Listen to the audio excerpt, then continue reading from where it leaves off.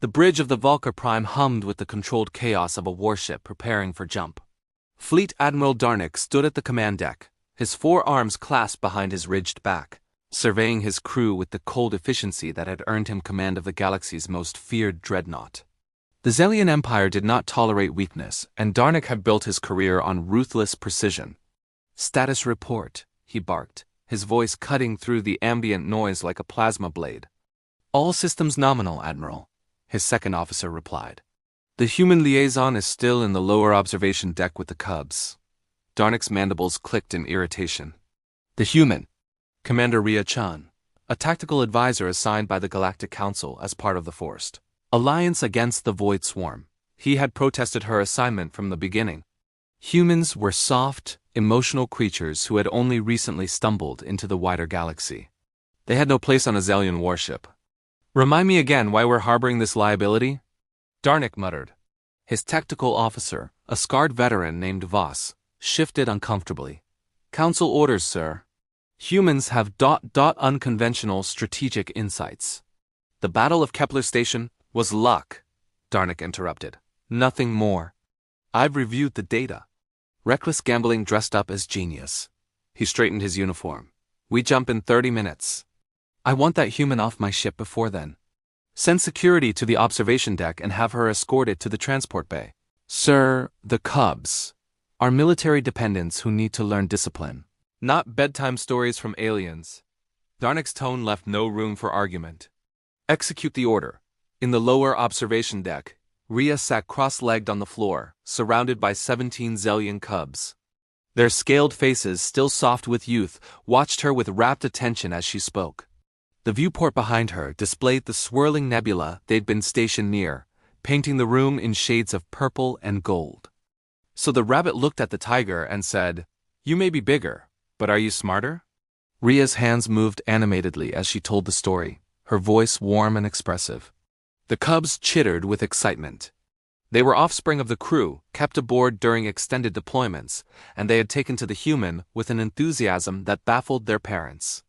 For 3 weeks, Rhea had spent her off-duty hours here, teaching them Earth stories, showing them games, answering their endless questions about her strange homeworld. A small cub named Vesik, barely reaching Rhea's knee, tugged at her uniform sleeve. "Are humans really prey animals?" "Father says you evolved from monkeys that got chased by predators." Rhea smiled. "We did. On Earth, humans weren't the biggest or the strongest. We couldn't fly like birds or breathe underwater like fish. We didn't have scales or claws or venom." She held up her hand, wiggling her 5 fingers. "Just these. And our brains. Then how did you survive?" Another cub asked, eyes wide. "We learned to work together, to protect each other. To be clever instead of strong." Rhea's expression grew distant. "My grandmother used to say that humans are like wolves alone, we're vulnerable. But together, we're a force of nature." The door hissed open. 4 Zelian security officers entered, their plasma rifles held at parade rest. The lead officer, his expression apologetic, spoke in the clipped tones of someone following unwelcome orders. "Commander Chun, Fleet Admiral Darnik has ordered your immediate removal from the vessel. You are to be escorted to the transport bay." The Cubs erupted in distressed chirps and whistles. Several rushed to Rhea's side. Vesik wrapped his small arms around her leg, his scales trembling. Rhea stood slowly, her heart sinking but her expression calm. She'd known this was coming. Darnik had made his feelings about her presence abundantly clear. "I understand, officer. Let me just say goodbye." "Negative. Admiral's orders are immediate. Please come with us." Vesik's grip tightened. "No, Rhea stays." Other Cubs joined in, their young voices rising in protest. Within seconds, all 17 had formed a tight circle around Rhea, their backs to her, facing outward toward the security team. They were small, barely armed with their natural claws, but their stance was unmistakable. "You'll have to go through us." The lead officer's translator clicked uncertainly. "Cops, stand down. This is not." "We won't let you take her," Vesik declared, his voice cracking but fierce. The security team exchanged uncomfortable glances. Using force against children, even in the normally harsh Zelian culture, was unthinkable. But disobeying the fleet admiral was equally impossible. "Commander," the officer tried again, "please order them to stand aside." Rhea felt a lump form in her throat. She knelt, placing her hands on the shoulders of the two nearest cubs. Hey, it's okay. I have to go. Orders are orders. But you're our friend, a cub named Varric said, her voice small. You teach us things. You listen to us. You don't treat us like we're in the way. Oh, the realization hit Rhea like a physical blow. On a warship where efficiency was paramount, these children were tolerated but not cherished. No one had time for them. No one had time for childhood. Before she could respond, the comm system crackled. Security team, report. Why is the human still aboard?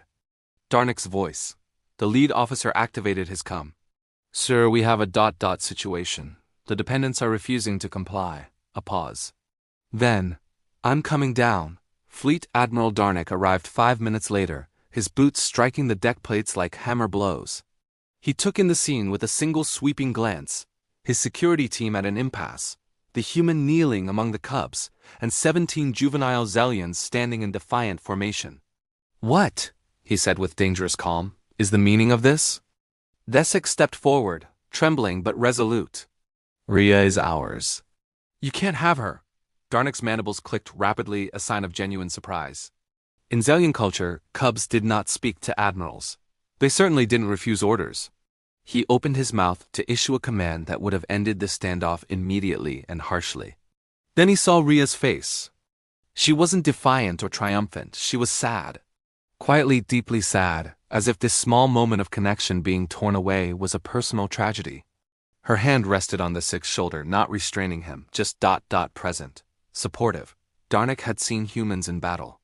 He'd watched them fight with a desperation that bordered on insanity, refusing to yield even when logic dictated surrender. He'd attributed it to primitive stubbornness. Now, seeing this human surrounded by children who'd risk punishment to protect her, he glimpsed something else. Something he'd dismissed as sentimentality but was perhaps the very thing that made humanity dangerous. They formed bonds that transcended logic, loyalty that couldn't be calculated. Admiral, Rhea said quietly, I'll go. Just don't punish them, please. The cub's circle tightened. Darnick felt an unfamiliar sensation shame. These cubs had shown more courage in 5 minutes than some of his officers displayed in years of service. And they'd learned it from the human he'd dismissed as useless. Stand down, he said finally. The security team began to move. Darnick raised a hand. Not you, them. He gestured to the cubs. Return to your quarters. Commander Chen will remain aboard until I say otherwise. Vesic's eyes went wide. She's staying? She's staying. Darnick turned to Rhea. Report to the bridge at 0600 hours tomorrow. It seems I've been underutilizing my resources. As the Admiral left, Rhea released a breath she hadn't known she'd been holding. The cubs erupted in jubilant chirps, crowding around her. She hugged them back, blinking away tears. Alone in the corridor, Darnick allowed himself a rare smile. Perhaps humans weren't just lucky. Perhaps their real weapon had been there all along, hiding in plain sight. They turned everyone around them into a pack. And packs, he was beginning to understand, were formidable indeed.